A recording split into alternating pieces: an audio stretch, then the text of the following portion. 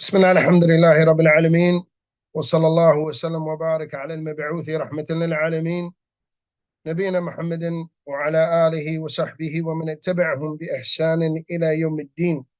أما بعد, we will continue بإذن الله تعالى studying the section of the book Zad al-Mustaqni' entitled Sifat al-Salat, and this is the explanation of Sheikh Muhammad bin Salih al-Uthaymin rahimahullah ta'ala, and likewise other benefits from statements of the scholars bi'idhnillahi ta'ala.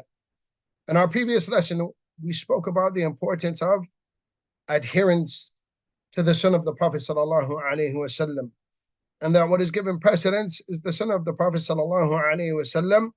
Regardless if a person attributes himself or follows a particular madhab, what is given precedence is the Sunnah of the Prophet sallallahu alaihi wasallam. And we know that the Prophet sallallahu alaihi wasallam mentioned in an authentic hadith, "Sallu kama ra'aytumuni usalli."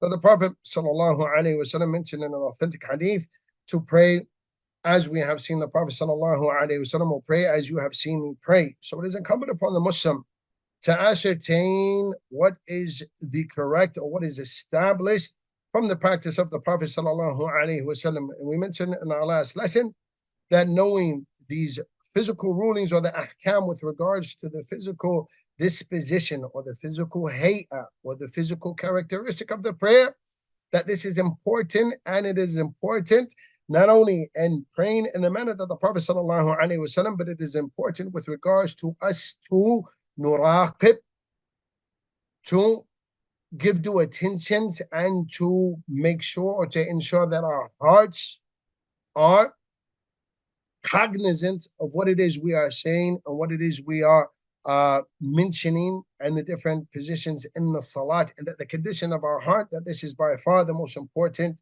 situation or the most important thing that is to be focused on. And knowing what the Prophet sallallahu alaihi wasallam did in his prayer, and knowing what the Prophet sallallahu alaihi wasallam said in his prayer, it is important in helping us establish khushu' in our prayer, and helping us with regards to being cognizant of what it is we say. For example, when a person knows that the Prophet sallallahu alaihi wasallam sometimes said certain things with dua al-istiftah, or the opening supplication, and that person, he practices the sunnah. Sometimes in some prayers he says this, and sometimes other prayers he says this one, because he knows that that is established from the practice of the Prophet sallallahu alaihi wasallam.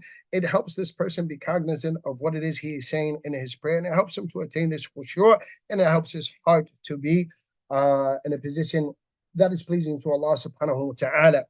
Before we get into the actual statements of the author, the actual author of Zad, where he mentions in the first issue that he mentions, there are certain things before the individual goes to the prayer.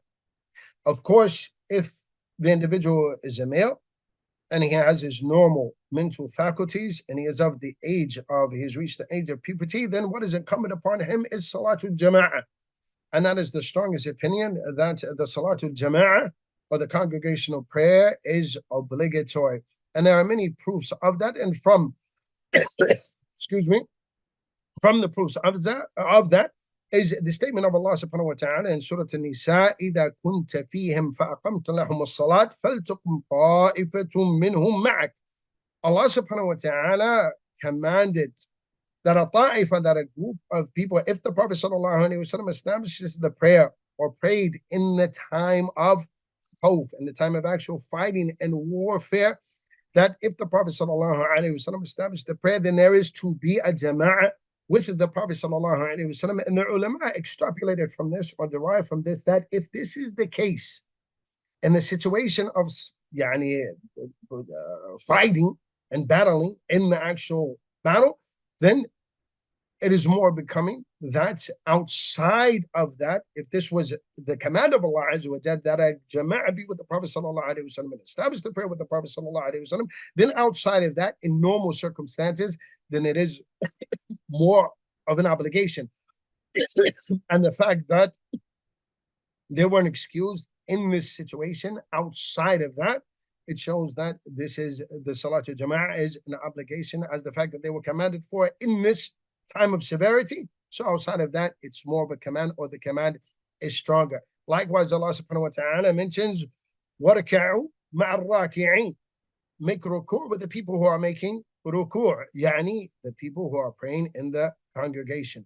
Also, it comes in a hadith, the hadith of Abi Hurairah, which is narrated in Sahih Bukhari, yani muttafaqun alayh, narrated in Bukhari and Muslim, that the Prophet sallallahu alayhi wa sallam said, يعني أثقل الصلاة على المنافقين صلاة العشاء وصلاة الفجر.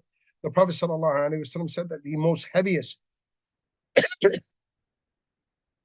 heaviest prayer upon the hypocrites is the Salat al-Isha, the Isha Salat, and the Salat al-Fajr, and the Fajr prayer. Then the Prophet sallallahu alayhi wa sallam, and this is the shahid, this is the aspects of the hadith where this is proof that the prayer in congregation or the congregational prayer is obligatory.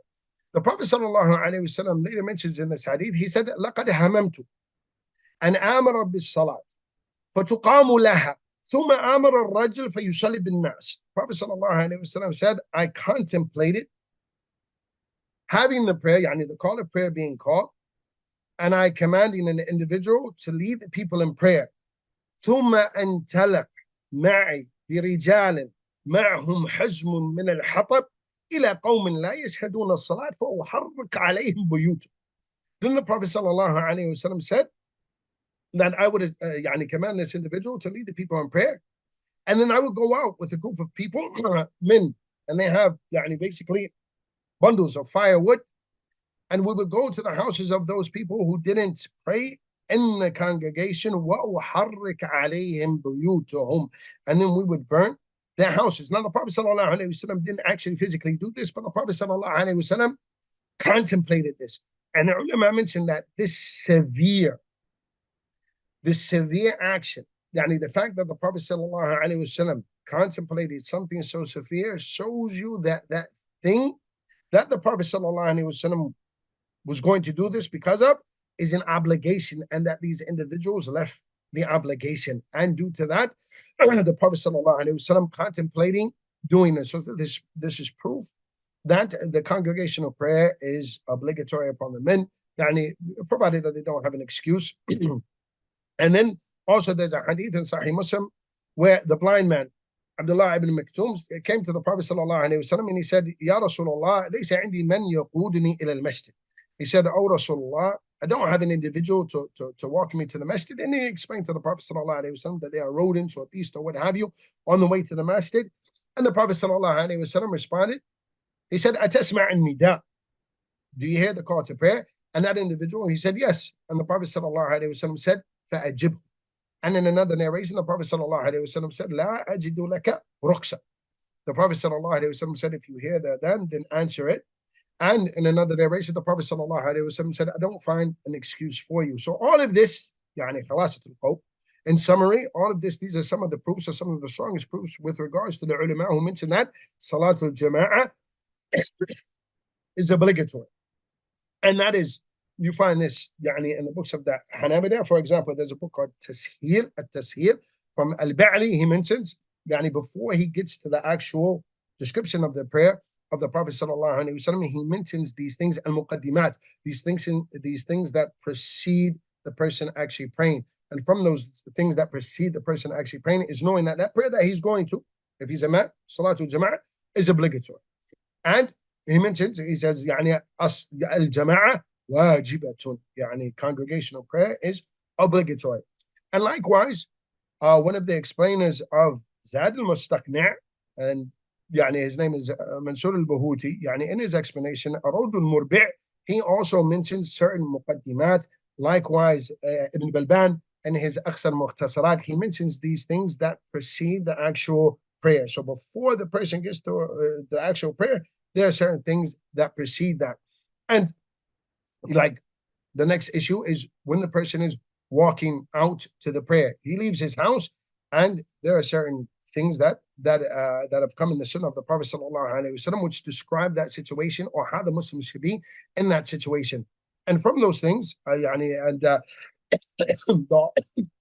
excuse me, the author of Tasheel mentions this, and this is the actual wording of the hadith, that the individual, when he walks out to the prayer, or he leaves and sets out for the congregational prayer, that it is incumbent upon this individual to have what is called sakīnah, tranquility, waqār. Yani this person carries himself in a dignified and honorable way. And it comes in the hadith of the Prophet sallallahu alaihi wasallam. The Prophet sallallahu alaihi wasallam said, إِذَا سَمِعْتُمُ الْإِقَامَةِ, if you hear the iqāmah, فَامْشُوا إِلَى الصَّلَاةِ وَعَلَيْكُمُ السَّكِينَةُ وَالْوَقَارِ. Prophet sallallahu alaihi wasallam said, even if you hear the iqāmah and you're walking on the way to the prayer, it is incumbent upon you to have this sakīnah and waqār. And then the Prophet ﷺ also added to that, وَلَا تُسْرِعُوا, and do not hasten or do not run. And the Prophet ﷺ said at the end of that, فَمَا أَدْرَكْتُمْ فَصَلُّوا وَمَا فَاتَكُمْ فَأَتِمُّوا. And the Prophet ﷺ said, whatever you reach from the salat, then pray. Wherever the congregation may be in the prayer, you pray with them. And whatever has foregone you, then you make it up. You complete your prayer after they finish. And Shaykh al-Islam ibn Taymiyyah rahimahullah ta'ala, he mentions with regards to this, he says in his explanation of Umdat al-Fiqh, he states, وَالْمَشِي عَلَى هَذِهِ الصِّفَةِ, and walking and proceeding out to the prayer, with this description which is coming in the hadith of the Prophet sallallahu alaihi wasallam, as-sakīnah wal-waqār, tranquility, and the person walking in a dignified manner. He states, والمشي على هذه الصفة فيه راحة وطمأنينة لأنه إذا أسرع ودخل في الصلاة على هذه الحال فإنه يثمر نفسه فلا يحصل له تمام الخشوع. Shaykh al-Islam ibn Taymiyyah, he says that if the person walks out to the prayer and he sets forth towards the prayer in this manner that has been described by the Prophet sallallahu alaihi wasallam, in that is raah. The person has calmness. What tama'nina? Likewise, calmness, the person is tranquil. He's in a manner that's suitable for what he's going towards, and that is the prayer. And he says that the person wouldn't be trying to catch his breath, and being in a state of calmness helps that person, when he actually reaches the prayer, to have this khushu' in his prayer. Because he says, the Shaykh al-Islam ibn Taymiyyah rahimahullah ta'ala, he further goes on to say that if the person is breathing heavy or trying to catch his breath, chances are that he's going to be focused on that and not focus on what is being said in the prayer, not focus on what he is saying in the prayer. So it's going to do away with his khushu' or ala al-aqal, minimize his khushu'. And Shaykh ibn Taymiyyah rahimahullah ta'ala, he further mentions as well, he says, لأنه مقبل على مكان يقف فيه بين يديه الله عز وجل. He says that the person should be cognizant and he should be in this position like the Prophet sallallahu alaihi wasallam described, having this tranquility, walking and carrying himself in a dignified manner, because this person is going towards the place where he is going to stand before Allah subhanahu wa ta'ala in the prayer. And likewise, it comes in other narrations that if the person sets out, for example, he makes wudu and he sets out for the prayer, he's actually in the prayer. فإن أحدكم إذا كان يعمد إلى الصلاة فإنه في الصلاة. This is a narration that is in Sahih Muslim. If the person goes out with the intention, he's going forth towards the masjid, that he is actually considered as being in the prayer as he is setting out for the prayer. So it's incumbent upon us that when we're walking towards the prayer, that we do it in a manner that is what has come in the Sunnah and in the description that has come in the Sunnah of the Prophet sallallahu alaihi wasallam. And of course, there are certain supplications the ulama mentioned in those books that we mentioned previously before. There are ulama, they mention certain things that the individual says, certain narrations that have been narrated from the Prophet sallallahu alaihi wasallam when the person leaves his house. For example, Bismillahi tawakkaltu ala Allah wa la hawla wa la quwwata illa billah. The individual, he says this supplication upon leaving the house. And what is the reward? The reward is that an angel says to this person, Hudit, wa kufit, wa waqit, wa tanaha anhu shaytan. That the person, if he leaves his house and he says this, Bismillah, tawakkaltu ala Allah, in the name of Allah, I trust in Allah, Bismillah, tawakkaltu ala Allah, wa la hawla wa la quwwata illa billah, and there's no strength or might except for Allah subhanahu wa ta'ala, that an angel says to this person, Hudit, you have been guided, wa wuqit, wa kufit, you have been guided, you have been sufficed, ووقيت, and you have been protected. وتناحى عنه الشيطان, and the person, يعني shaitan has been distant from this person. Likewise, it comes in the hadith, يعني the narration of Sahih Muslim and other narrations as well, that when the person actually reaches the masjid, that the person يعني إذا دخل أحدكم المسجد فيسلم على النبي صلى الله عليه وسلم ويقول اللهم افتح لي أبواب رحمتك. That the person, when he actually reaches the masjid, that he يعني gives salat and salams upon the Prophet صلى الله عليه وسلم, and then he says, يعني he makes the supplication, oh Allah, open the gates of your mercy, يعني as he's entering the masjid. And of course, it is from the Sunnah that the person enter the masjid, excuse me, into the masjid with his right foot first. And likewise, in the same narration, the narration of Muslim is that when this person leaves the masjid, he gives salams upon the Prophet sallallahu alaihi wasallam, and he says, Allahumma as'aluka min fadlika, that he asked Allah subhanahu wa ta'ala from his fadl, from the bounties of Allah subhanahu wa ta'ala. And Shaykh ibn Uthaymin rahimahullah ta'ala mentions other sunan that have come with regards to when the person enters the masjid. For example, it comes in an authentic hadith that the Prophet sallallahu alaihi wasallam said, إِذَا دَخَلَ أَحْدُكُمُ الْمَسْجِدِ فَلَا يَجْلِسْ حَتَّى يُصَلِّي رَكْعَتَيْنِ تَحِيَّةَ الْمَسْجِدِ. That when the individual, when he enters into the masjid, that it comes in an authentic sunnah that the Prophet sallallahu alaihi wasallam stated, if any of you enter into the masjid, then he is to not sit until he prays 2 rak'at. And then the Shaykh rahimahullah ta'ala further goes on to say that if the person is in a situation where no prayer is going on, he prays this tahiyyat al-masjid, or he prays, for example, it's a prayer where there's no sunnah qabliyah, there are no sunnah prayers to be prayed before, he prays tahiyyat al-masjid. If he prays the sunnah, then this suffices for praying tahiyyat al-masjid. He doesn't have to pray the sunnah and then tahiyyat al-masjid, or tahiyyat al-masjid then the sunnah. Rather, the sunnah suffices. And if the congregational prayer is going on, then that individual, yani, of course, enters into the jama'ah and begins his prayer. The author, and this is the first statement of يعني al-Hajjawi in his Zad al-Mustaqni', he says, وَيُسَنُّ or يَسُنُّ excuse me, وَيُسَنُّ الْقِيَامُ عِنْدَ قَدْ مِنْ إِقَامَتِهَا. He states that, rahimahullah ta'ala, that it is يعني recommended that the individual stand up. For example, the individual is in the masjid, he's seated, that he actually stands up when the mu'adhin who's saying the iqāmah, when he says, قَدْ أَقَامَتِ الصَّلَاةِ, قَامَتِ الصَّلَاةِ. When he says this qad, that this is when the individual stands. And what is understood from this, yani he says that this is recommended to do this. And Shaykh ibn Uthaymin rahimahullah ta'ala, he mentions several different opinions of the scholars. He mentions 7. He says this first one, وهذا أحد الأقوال في المذهب.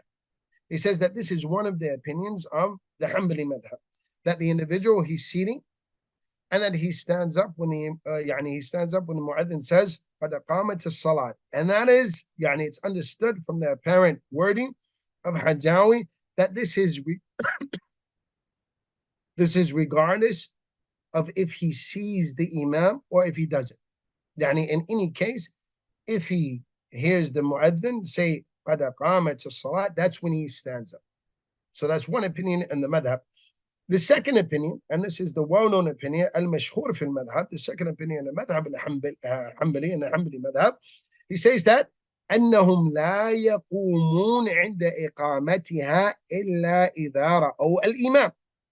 The well-known opinion of the Hanbali madhab is that the individuals that are in the masjid, they don't stand up when the mu'adhin says قَدْ قَامَتِ الصَّلَاةِ unless they actually see the imam. So when the mu'adhin says قَدْ قَامَتِ الصَّلَاةِ, if they look and the imam is not there, they still don't stand up. When do they stand up? They stand up قَدْ قَامَتِ الصَّلَاةِ if they see the imam upon the mu'adhin saying قَدْ قَامَتِ الصَّلَاةِ. And that's the well-known opinion of the Hanbali school of thought. Then the Shaykh mentions a third opinion. وَقِيلَ يَقُومُ إِذَا رَأَى الْإِمَامِ مُطْلَقًا. Then he says that if the individual who's in the masjid, if he sees the imam mutlaqan, whether the mu'adhin has begun the iqāmah or he's in the middle of the iqāmah, or he's at the end. Yani, if they see the imam, they stand up. Or even if the mu'adhin hasn't, he's yet to begin, but the imam is coming. The mu'adhin is about to say the iqāmah. Yani, if they see the imam, they stand up. And most of the differences of opinion with regards to this issue revolve around the hadith of the Prophet sallallahu alaihi wasallam. It comes in the hadith that the Prophet sallallahu alaihi wasallam stated that إذا أقيمت الصلاة فلا تقوموا حتى ترون. The Prophet sallallahu alaihi wasallam said that if the iqāmah has been called, then do not stand up until you actually see me. So the ulama differ with regards to the understanding of this. The strongest opinion, after the Shaykh mentions several other opinions, the Shaykh mentions, he says, فَإِذَا كَانَتِ السُّنَّةِ, and this is the understanding of Shaykh ibn Taymiyyah rahimahullah ta'ala and others. He says, فَإِذَا كَانَتِ السُّنَّةِ, he says, يعني فَإِذَا وَالسُّنَّةِ, we'll go back, he says, وَقِيلَ الْأَمْرُ فِي ذَلِكَ وَاسِعٌ, and it is said, one of the opinions of this issue is that this affair is one of leniency. It's not one where the individual needs to be stringent and says, this is when you have to stand up. And he says, وَالسُّنَّةِ لَمْ تَرِدْ مُحَدَّدَةً لِمَوْضِعِ الْقِيَامِ, and that the sunnah, it hasn't come in the sunnah when the individual is to actually stand. إلا أن النبي صلى الله عليه وسلم قال إذا أقيمت الصلاة فلا تقوموا حتى تروني. That was the hadith I mentioned. But he says فإذا كانت السنة غير محددة للقيام. But it's not understood from this when the person is actually supposed to stand up. Does he stand at the beginning of the iqāmah, in the middle of the iqāmah, when he sees the imam? He doesn't see the imam. So he says that it's غير محدد. It hasn't been specified. فإذا كانت السنة غير محددة للقيام كان القيام عند أول الإقامة أو في أثنائها أو عند انتهائها كل ذلك جائز. The Shaykh ibn Uthaymin rahimahullah ta'ala, he states that because the sunnah, it is not understood from it that there is a specific time when the individual stands up, and due to this fact that if the person stands up at the beginning of the iqamah, in the middle of the iqamah, at the end of the iqamah, all of that, excuse me, all of that is permissible. And it's attributed from Imam Malik rahimahullah ta'ala. Imam Malik mentioned, he said, لم أسمع في القيام, I haven't heard with regards to when the individual is supposed to stand for hearing the iqamah, إلى الصلاة بحد محدود إلا أني أرى ذلك على طاقة الناس فإن فيهم ثقيل وخفيف. Imam Malik rahimahullah ta'ala, he mentioned, he said, I haven't heard of anything specifying when the individual is supposed to stand up upon hearing the iqamah.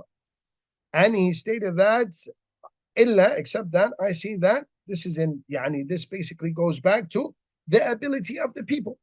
Because you have some people that are heavy, and you have some people that are light. So with regards to when they get to the actual saf and when they line up, it goes back to what their capabilities and abilities are. And Shaykh ibn Taymiyyah rahimahullah ta'ala further explains that. He says, Al-muhim, what is important, أن تكون متهيئا للدخول في الصلاة قبل تكبيرة الإيمان لئلا تفوتك تكبيرة لكي لا تفوتك تكبيرة الإحرام.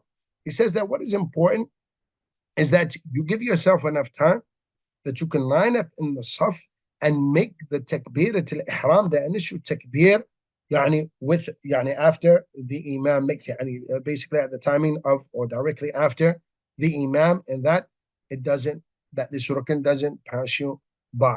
So again, it's an issue of ease and flexibility. Then the author rahimahullah ta'ala Hajawi, he mentions وَتَسْوِيَةَ الصَّفْ, and straightening the rows. And what is understood from ظاهر كلامه, what is understood from the outward or the apparent meaning of his statement and the wording that he uses, is that this is considered a sunnah as well.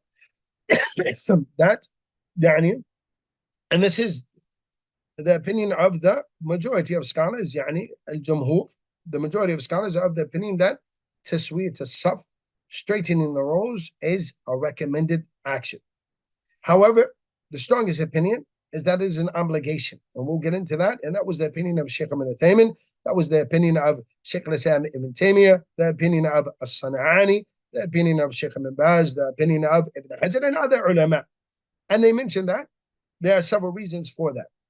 From those reasons, it comes in numerous hadith. The hadith with regards to straightening the rows and what is understood from that, and standing close together in the rows, are the ulama mentioned that these hadith are mutawatira, they are so numerous, it's impossible for the narrators to agree upon fabricating these narrations. So there are an abundance of hadith which allude to this meaning.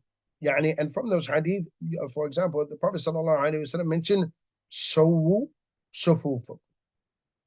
Rassu Sufufakum. The Prophet ﷺ said, straighten your rows. Aqimu Sufufakum. Straighten your rows. Rassu Sufufakum. Make the rows close together. Ibadallah. لتسون صفوفكم أو يخالفن الله بين وجوهكم. O Ibadallah, servants of Allah, straighten the rows, or your faces will differ, or your hearts will differ. And because of the wording, you have, for example, the hadith of Anas, which is in Bukhari, aqimus sufufakum. The Prophet ﷺ said, straighten your rows. Also, it comes in a hadith, a narration from Al-Bukhari, the narration of Nu'man ibn Bashir, that he said that to such an extent that you would see one of us, he would put his shoulder to the shoulder of his neighbor, the person standing next to him, his knee next to his knee, and his ankle next to that person's ankle. And of course, the Prophet ﷺ mentioned hadu bain al-manakib wa aq'ab. The Prophet ﷺ said, straighten the shoulders, make sure the shoulders and the ankles are aligned. And Shaykh Ibn Uthaymin rahimahullah ta'ala mentions how the ulama with regards to those ulama who are of the opinion that this is an obligation in the prayer. Shaykh Ibn Uthaymin says the fact that you have the command of the Prophet sallallahu alaihi wasallam, and the fact that you have different wordings, and they all allude to the fact that, or they all signify the fact that the Prophet ﷺ commanded the straightening of the rows, and the fact that there is a threat of something that something that is not good. The fact that the Prophet ﷺ said, "Oh, la yukhalifunna Allah bayna wujuhikum or bayna qulubikum." The Prophet ﷺ said, you will straighten the rows, or Allah subhanahu wa ta'ala will cause differences between your hearts. And due to this fact, Shaykh Ibn Uthaymin rahimahullah ta'ala, he says that وَهَذَا لَا شَكْ وَعِيد, and this is without a doubt a threat, مَنْ تَرَكَ التَّسْوِيَةِ, that without a doubt this is a threat for the person who leaves off this straightening of the rows. ولهذا أو ولذلك ذهب بعض أهل العلم إلى وجوب تسوية الصف. And he said, due to this fact, the fact that you have a command from the Prophet ﷺ and so many different wordings which are commands from the Prophet ﷺ, and then you have this threat.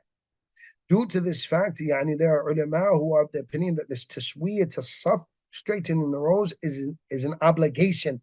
And he said that was shay'an. He said, ويستدل لذلك, he said the proof that these ulama use for that, the command of the Prophet sallallahu alaihi wasallam, وتواعده, and the fact that he made this threat, or that this threat came in the narration, على مخالفته, that this threat for the people who differ with regards to this, he said وشيء يأتي الأمر به, and this issue of taswiyata as-saf, or straightening the rows, it is one that the Prophet sallallahu alaihi wasallam commanded with. وَيُتَوَاعَدْ عَلَى مُخَالَفَتِهِ, and that the people who differ with that command, or differ from the command of the Prophet ﷺ, they have been threatened with this negative consequence, that negative consequence of Allah subhanahu wa ta'ala causing them to be divided. And this is without a doubt something negative. The Sheikh mentioned that due to this fact, لا يمكن أن يقال إنه سنة فقط.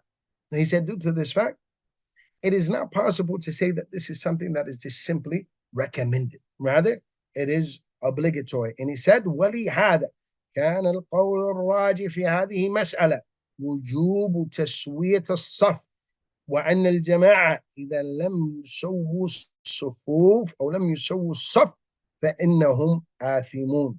The Shaykh rahimahullah ta'ala, he mentions, and due to this fact, the strongest opinion is the opinion that tasweet as-saf, straightening the rows, and then the Shaykh is going to further explain what is understood in the concept of straightening the rows and what is necessitated when we say straightening the rows. And we'll get into that bi'idhnillahi ta'ala. He stated that, without a doubt, the strongest opinion is that it is an obligation to straighten the rows and, of course, close the gaps within those rows. And he states that if the individuals in the congregation, if they leave off doing this, without a doubt, they have left off the obligation and that they are sinful for doing so. And then the Shaykh, rahimahullah ta'ala, he asked the question, okay, if we say that it is an obligation, if the people leave it off and they refuse to do it or they don't do it, does it nullify their prayer?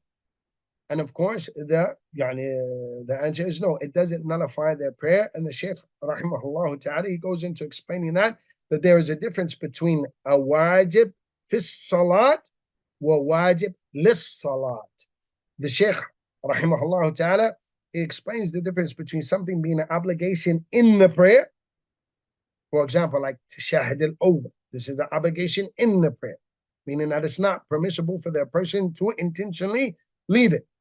There's a difference between something that is obligatory in the prayer and something that is obligatory for the prayer. And the Shaykh, rahimahullah ta'ala, was of the opinion that the tasweet as-saf, or straightening the rows, is something that is an obligation for the prayer, not an obligation in the prayer. So even if the person was to leave it, he would be sinning intentionally, he would be sinning, but it doesn't nullify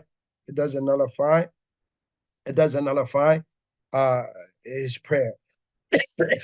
And then the Shaykh, rahimahullah ta'ala, he mentions an important point, and this is something that we find in many of our masajid today. He stated that this taswiyah, or straightening the rows, it means tasawi, meaning that the people are even in the prayer. One person is not protruding, one person is not behind, rather they are even in the saf, in the row. The Shaykh said what is given, when you're looking at the upper body, it is shoulder to shoulder. And in the bottom part of the body, it is ankle to ankle and not foot to foot. Meaning that, for example, let's say you have some people, they think like, for example, you have to line up toes to toes. And that's not necessarily going to make the people straight, because people differ with regards to the length of their feet. So toe to toe, lining up the toes and making sure that the toes are even, this is not necessarily going to necessitate that the row be even. But what is going to necessitate that is if the ankles are together, and the shoulders are together, then for surety, the row is going to be straight. So what is given precedence, or what is looked at, is the ankle and not the end of the foot or the toe. And then the Shaykh, rahimahullah ta'ala, he explains that this issue of taswiyat as-saf, this issue of straightening the rows, that what is included in that is the issue of muhada, meaning being even or being parallel, meaning that the people are standing straight in the rows, shoulder to shoulder, ankle to ankle. And likewise, what is understood from that is the completion of the row. And what does that mean? When the rows are straightened and they are complete, meaning that they are straightened and that they are done in a manner that the Prophet ﷺ has commanded. He stated that from the aspect of this word, yastawi, is that it comes with the meaning of kamula, or to be complete. And in the completion of the rows and in the straightening of the rows, there are several issues that are understood from this, that completing of the rows is based upon several issues that must come into play, and the Shaykh mentions them. The first one, he mentions in total 8 issues. 8 issues which are understood from this completion of the rows. When we say that the rows are straightened and they're complete, there are 8 issues which take place. The first one is taswiyat, bima'na al-muhada, meaning that they are equal, or they are aligned, they are straight. And the second issue is this issue of at-taras fi saf, meaning that the person is standing, ankle to ankle, and that there are no gaps, and shoulder to shoulder, and that there are no gaps between the people in the row. And the Shaykh goes on to explain that this is from the wording of the Prophet sallallahu alaihi wasallam, rasu. Likewise, the Prophet sallallahu alaihi wasallam explained in adu. And the Shaykh mentions, rahimahullah ta'ala, that this closing the gaps doesn't necessarily necessitate at-tazahum, or overcrowding. Rather, the person closes the gaps so that there are no spaces between him and the person next to him, but not in the sense of overcrowding or bunching up to the extent that the person cannot move freely.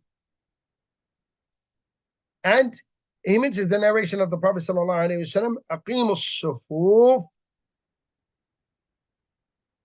wahadu bain al-manakib wala tadharu furajat al-shaytan," and don't leave spaces for the shaitan, as it comes in narrations that the Prophet sallallahu alaihi wasallam commanded to close the gaps, and that the shaitan moves through the gaps in the prayer like a small baby sheep. So from the perfection or the completion of the rows is that they are straight, and that the gaps in the rows are closed. And the second aspect, and this will be the last aspect that we speak about tonight, bi'idhnillahi ta'ala, as I told you that the Shaykh, rahimahullah ta'ala, spoke about 8 aspects of what is understood in completing the rows. The third one is ikmal al-awwal fil awwal, that the first row is completed before the second row, and the second row is completed before the third. So the person doesn't go to the next row without the previous one being complete. And the Shaykh mentions that this is problematic today, that you find a lot of people, and this is from shaitan playing with the people, that the individual, he may come to the masjid and he sees, for example, the first row may not be complete, but it's too far away, so the person lines up in the second row. And the Shaykh, rahimahullah ta'ala, he says that this type of action, it emanates from ignorance that person may have of the merit of praying in the first row, or the merit of completing the first row before the second, and the second before the third. And likewise, he said that it is due to the shortcomings of many of the imams who do not check the rows like the Prophet sallallahu alaihi wasallam used to do, to ensure that the rows are straight and to ensure that they have been completed. One row has been completed before the next. And then the Shaykh, rahimahullah ta'ala, finished this point. He stated that there is a narration that is not from the Prophet sallallahu alaihi wasallam. It doesn't have an asl. It has no bearing or has no foundation. And that narration is, Inna Allah la yanzur ila saf al-a'waj, that Allah subhanahu wa ta'ala does not look at a crooked saf. The Shaykh, rahimahullah ta'ala, he stated that this has no foundation, or that it has no asl, that it is not an authentic narration. And the Shaykh, rahimahullah ta'ala, continued with these next several issues, which comprise of the understanding of completing the rows in the salat, and that's where we will continue next lesson, bi'idhnillahi ta'ala. So we mentioned the first 3, and that was taswi' al-muhada, the rows being equal. The second one was tarasu, or taras, closing the gaps in the rows. The third issue was finishing the first row before the second, and the second before the third. And we will continue with the fourth issue mentioned by the Shaykh, bi'idhnillahi ta'ala, next lesson. Well, with that, we send prayers and salutations upon the Prophet Muhammad sallallahu alaihi wasallam. صلى الله على نبينا محمد وعلى آله وصحبه أجمعين. السلام عليكم ورحمة الله وبركاته.